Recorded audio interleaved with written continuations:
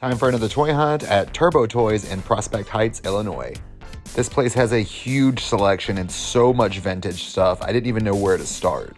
Oh, my cabbages! We'll get into the Ranger stuff, but let's start with wrestling because they had so many wrestling figures, vintage ones that I loved, figures that I didn't even know existed, as well as some classics. Speaking of classics, albeit horrifying, everywhere you look was a different surprise, like Betty Boop or Masupa Lamy.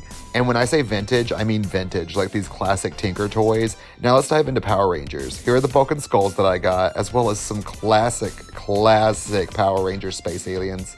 Also, vintage stuff is kind of terrifying. Scooby-Dooby-R! The Futurama crew, Bender was grabbing a beer. If they had Sharon Osbourne, would have bought her. Now let's dive into the plushies because the Pokemon were amazing. Also loved this Miss Piggy. And then of course, also picked up this little Lilo, but what would you have gotten? Drop me a comment down below.